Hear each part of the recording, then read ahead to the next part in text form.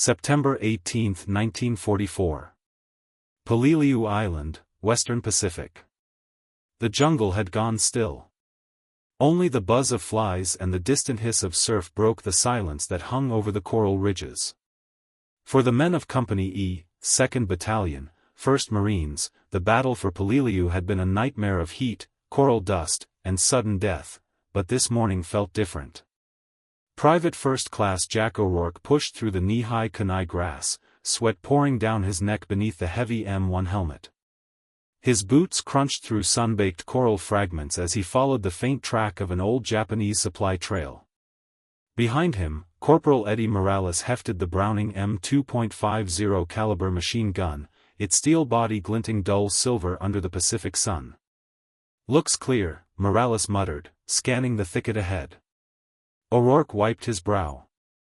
Clear's never clear on this island. They'd been sweeping the northern ridge for stragglers, moving cautiously through shattered palms and rusted wreckage, twisted remnants of trucks, supply crates, and burned-out positions. Peleliu was an island that devoured men. The Marines had learned that lesson the hard way. Then, up ahead, a shape emerged from the vegetation, a dome of dull metal, half buried in sand and creeping vines. "Hold up," O'Rourke called, raising a hand. The patrol froze. Lieutenant Harold Brennan, their platoon leader, moved up from the rear, Thompson in hand. "What have you got, O'Rourke?" "Looks like a tank, sir." They fanned out, weapons ready. The jungle opened into a small clearing, and there it sat, a Japanese Type 95 Hago light tank, its thin armor pitted with rust and bullet scars. The turret hatch hung open, its interior blackened from an old fire. The air around it smelled of oil, earth, and decay. Brennan whistled softly. "Well, I'll be damned." The Hago looked like a toy compared to the American Shermans back at the beach. Barely 8 tons, riveted armor plates no thicker than half an inch in places. A 37mm gun poked from the turret, still aimed at nothing, as if frozen mid-battle. Private Carter, the platoon joker, kicked the tank's track with his boot. "So this is what the Emperor sent against us?" "Guess so," Morales replied. "Hell, my grandma's Buick's got thicker steel than this thing." The men laughed, tension breaking for the first time in hours. For once, there wasn't a sniper's bullet or mortar shell to worry about, just the absurdity of this fragile relic of war. Lieutenant Brennan studied the tank's flank, running a gloved hand across the rusted surface. "Let's see what she's made of," he said. Morales grinned, setting the tripod for his Browning on a patch of coral. The weapon clanked into place, belt-fed ammunition glimmering in the light. O'Rourke backed up a few paces, shaking his head. "You're not serious, are you?" "Dead serious," Brennan said, stepping aside. "Let's give the boys back home a show." Morales checked the bolt, braced his shoulder, and pulled the trigger. The M2 roared to life, short, choppy bursts echoing across the clearing. Brass casings flew in golden arcs, clattering across the coral. The heavy slugs slammed into the Hago's side with a metallic crack, punching through the armor like paper. When the dust settled, silence returned, punctuated only by laughter. O'Rourke stared, wide-eyed. "Jesus Christ. Those rounds went straight through it." Brennan chuckled, lowering his weapon. "Now you know why we keep winning." The tank, once a proud instrument of Japan's early conquests, now looked pathetic, a relic of another era, its side riddled with neat holes from the .50 cal fire.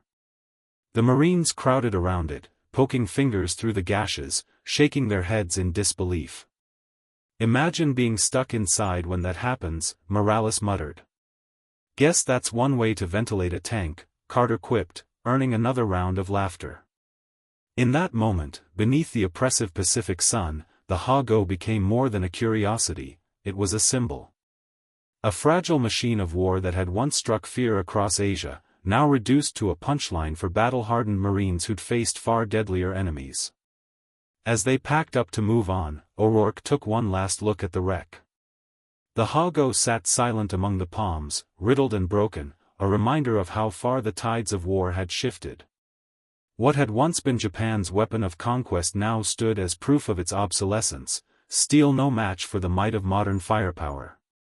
And somewhere, far beyond that island jungle, the world was already changing.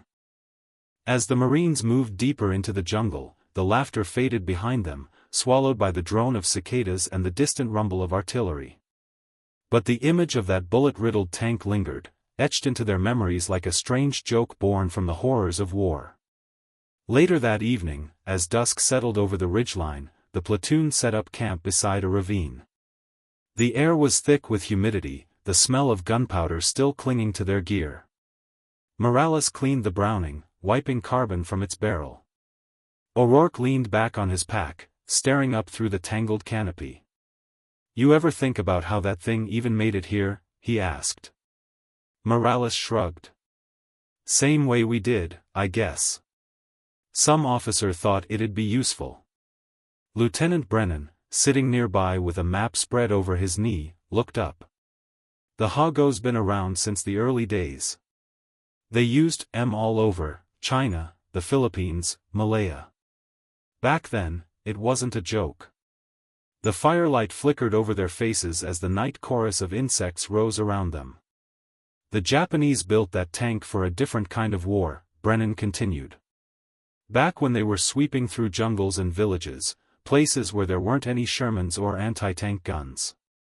Light, fast, easy to move. Worked fine against infantry." O'Rourke frowned. "Yeah, but not anymore."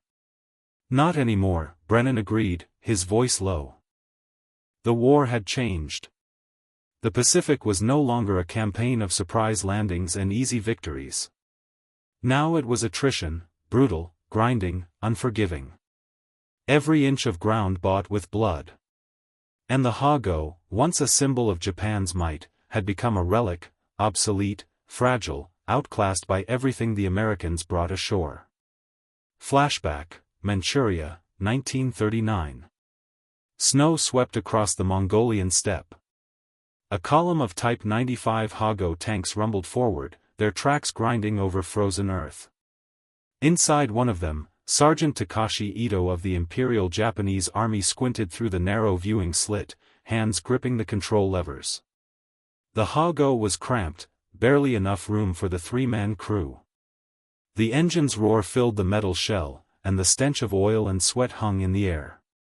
But Ito felt proud. This machine, simple as it was, had carried Japan's flag across Asia. "Enemy ahead," his gunner shouted.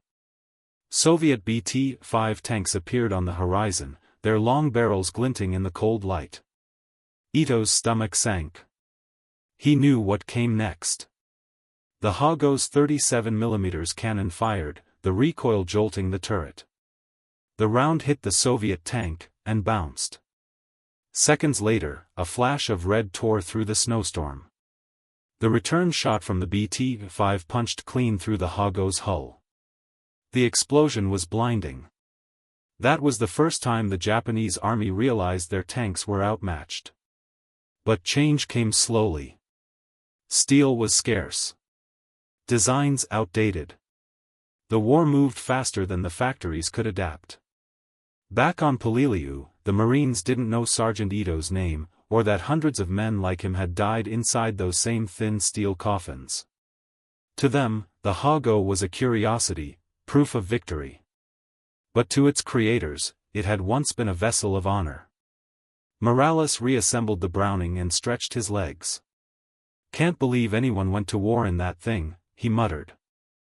"Desperation makes men do strange things," Brennan said.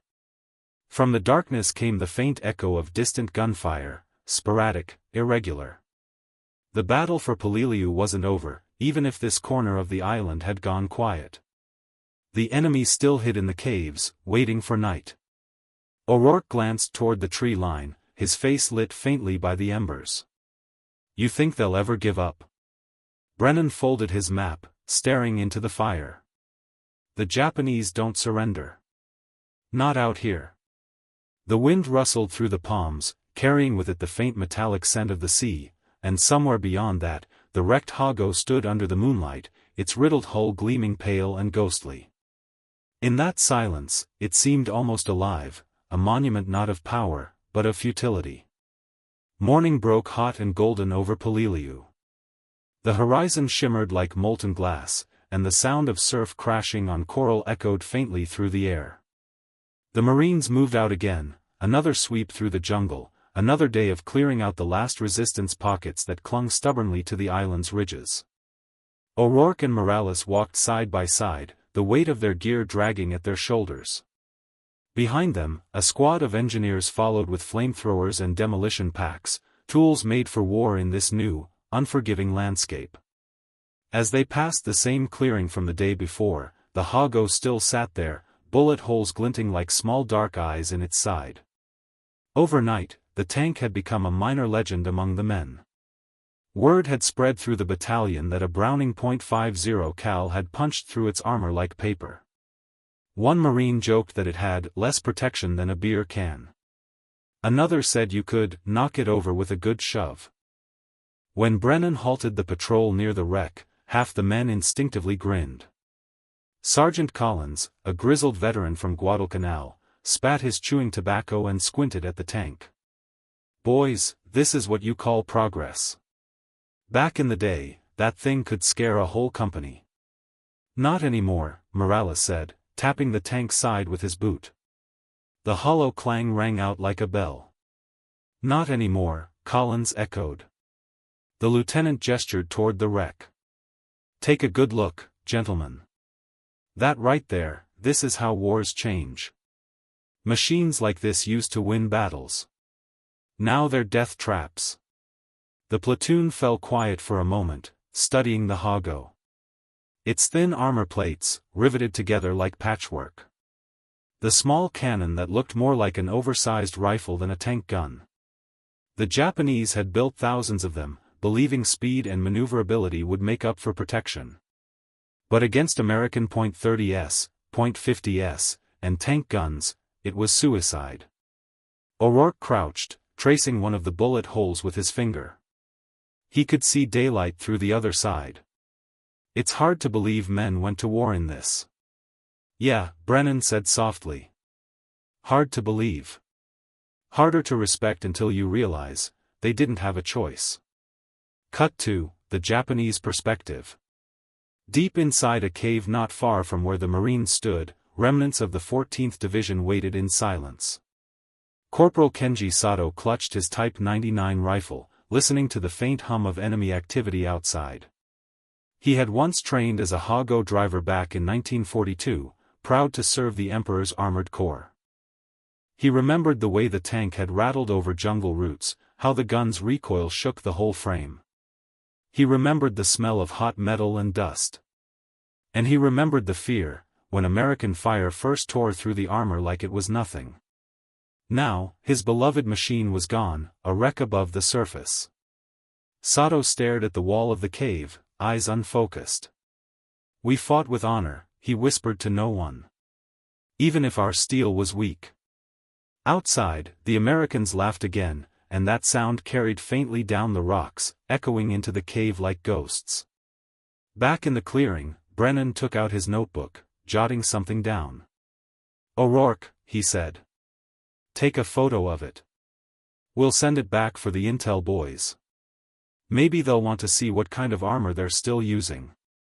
O'Rourke nodded, raising his M2 camera and clicking the shutter. The image froze in black and white, a perfectly still relic surrounded by living men. He didn't know it then, but that photograph would later appear in reports and briefings, used to illustrate the vulnerability of Japan's armored forces. The Marines began to move out again, leaving the tank behind. But even as they disappeared into the brush, the laughter lingered, a mix of disbelief, relief, and grim understanding. For these men, it was proof that American firepower had grown unstoppable. For the Japanese, it was a reminder of how far behind they'd fallen. The Hago's thin armor was not just a design flaw, it was a symbol of a military philosophy that had been outpaced by time.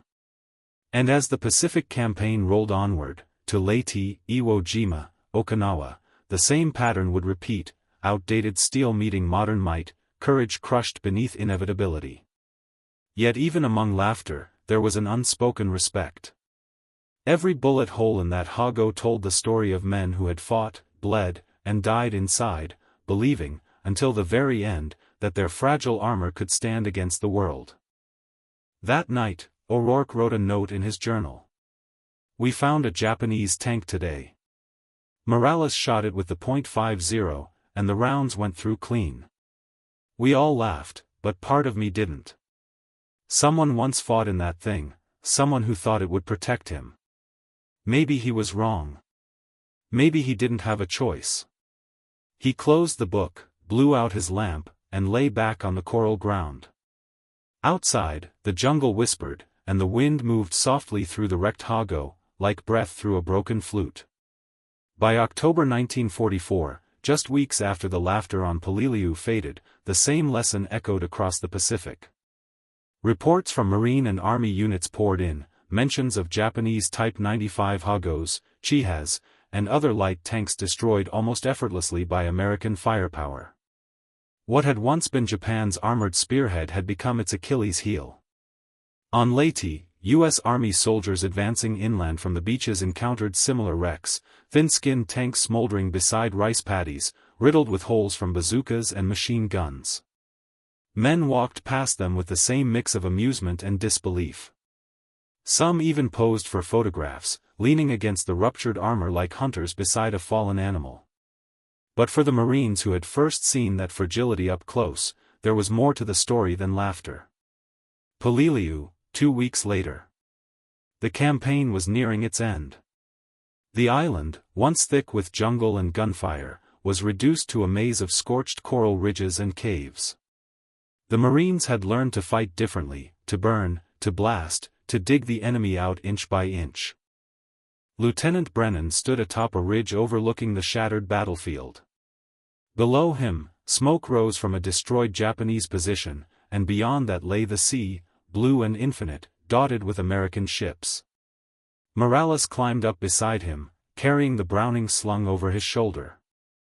"Sir," he said, "you ever wonder why they kept using those death traps?" Brennan didn't answer at first. He looked out at the horizon, at the waves rolling against the coral reef. "Because they believed it was enough," he said finally. "They built for the wars they'd already won, not the one they were fighting." He took a slow breath.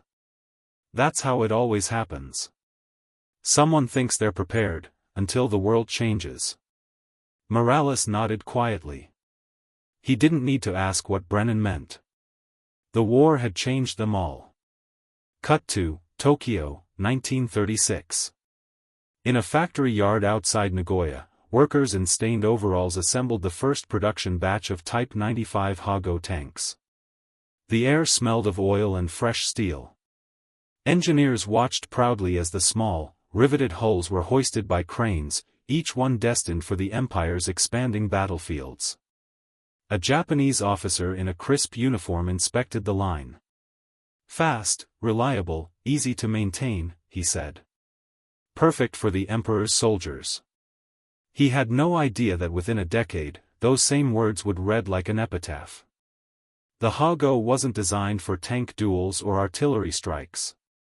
It was built for a world Japan no longer lived in, a world of colonial wars, where mobility mattered more than armor.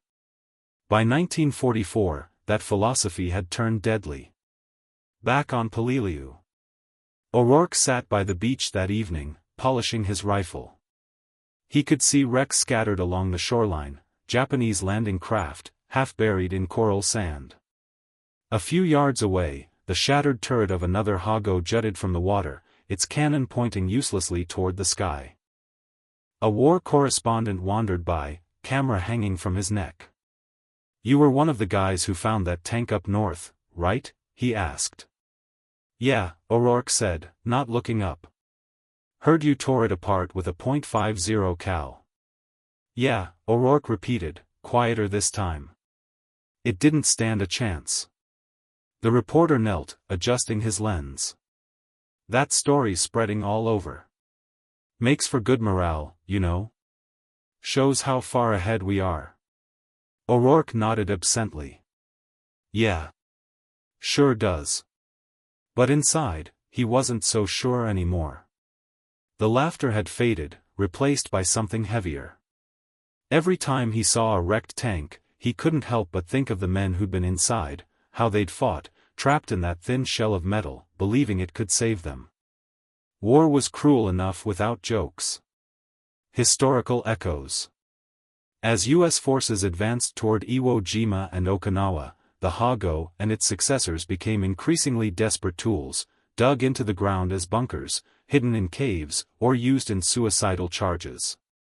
By then, even the Japanese crews knew the truth: their tanks could not win. One American report from Okinawa recorded a single .50 caliber round punching clean through a Hago's front armor, killing the entire crew instantly. Another described Marines using light tanks as target practice before demolishing them with grenades. Yet the Japanese fought on, driven by duty, by belief, and by orders that left no room for surrender. And so, every new wreck that the Marines found carried both triumph and tragedy, a testament to courage bound by flawed machines. Brennan stood with his platoon as the sun sank over Peleliu.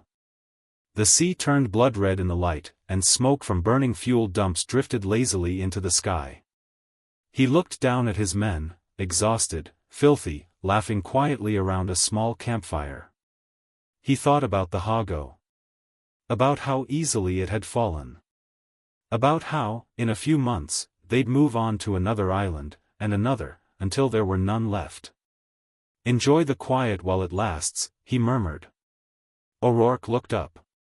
"You think we'll see more of those tanks?" "Maybe," Brennan said. "But the next war won't be fought with steel like that. It never is." And somewhere behind them, hidden among the trees, the riddled Hago sat untouched. Vines had already begun to curl through its holes, creeping over the turret and swallowing its rusted frame. The jungle was reclaiming it, turning a once proud weapon into nothing more than another forgotten relic of men's ambitions. The laughter had died. But the story, the strange, bitter comedy of steel and fire, would live on. Okinawa, May 1945. The rain fell in sheets, washing over blackened soil and shattered trees. The ground was slick with mud and blood, and the once proud hills of Okinawa had become nothing but graves and craters. A Marine convoy crept up the muddy slope near Shuri Line, Sherman tanks grinding forward, treads biting deep into the wet clay. Beside them, infantrymen moved cautiously, eyes scanning for mines and hidden ambushes. Among them was Sergeant Eddie Morales, the same man who, months earlier on Peleliu, had laughed when his .50 caliber rounds tore through the side of a Hago. But Morales wasn't laughing now. They came upon a burned-out village. The air stank of smoke and decay. In the center of what had once been a rice field sat another Hago, half sunk in the mud, turret blown clean off, its armor blackened by flame. Morales stopped, staring at it through the rain. The shape was unmistakable, the same riveted plates, the same fragile hull, the same hopelessness. O'Rourke, now a corporal, came up beside him. "Another one," he said quietly. "Yeah," Morales replied. He reached out, running his glove over the tank's surface. It was still warm from fire. "Guess they never learn." O'Rourke shook his head. "Maybe they do. Maybe they just don't have anything else." For a long moment, they stood there, two men surrounded by the ruin of war, listening to the rain drum softly against the corpse of a machine. Cut to, inside the Hago. The interior was a furnace of melted steel and ash. The seats were gone, the controls twisted beyond recognition. On the inner wall, a faded emblem still clung to the metal, a red sun, the symbol of the Imperial Japanese Army. A small tag hung from a bolt near the driver's hatch, blackened but still legible, 95th Armored Regiment, Tokyo, 1941. It was a relic from another world, a world that had believed this little tank could change the course of empires. Now, it was just one more ghost on a battlefield littered with them. As the Marines pushed forward, engineers followed behind, planting charges to clear the wrecks. One of them called out, "We're blowing this one." Morales hesitated. "Hold up," he said. "We'll do it." He knelt beside the tank, placing a block of TNT under the hull. As he stepped back, he looked once more at the Hago, its small cannon pointing uselessly toward the sky, as if begging for one last fight. "Rest easy, old tin can," he muttered under his breath. The explosion came like a thunderclap, brief, bright, and final. When the smoke cleared, the tank was gone. Morales stood silently, helmet low against the rain. "Guess that's that." O'Rourke nodded. "All that metal, all that work, and it ends like that." "Everything does," Morales said quietly. Epilogue: The Museum. Decades later, in a quiet hall of the National Museum of the Marine Corps, a Type 95 Hago tank sits behind glass. Its armor is peppered with holes, each one a reminder of the day .50 caliber rounds laughed through it. Visitors walk past, reading the plaque. Captured on Peleliu, 1944. The Type 95 Hago was Japan's most common light tank during World War II. Thinly armored and lightly armed, it proved hopelessly outmatched by Allied firepower. Children press their faces against the glass, marveling at how small it looks. Veterans pause longer, their expressions unreadable. Some smile faintly. Others look away. Because to those who were there, it isn't just a relic. It's a memory, the sound of laughter echoing in the jungle, the gleam of sunlight on perforated armor, the uneasy realization that even victory carries ghosts. As the lights dim at closing hour, the museum falls silent. Dust floats in the beams of artificial light, and the old Hago sits motionless, a survivor not of battle, but of remembrance. Its holes remain, perfectly round, perfectly preserved. Each one tells a story, of bravery and futility, of men who fought inside fragile steel, and of others who learned that strength is measured not by armor, but by endurance. And if you listen closely, beyond the hum of the air vents, beyond the soft shuffle of shoes, you might almost hear it again. The faint echo of Marines laughing in a sunlit clearing, long ago on Peleliu.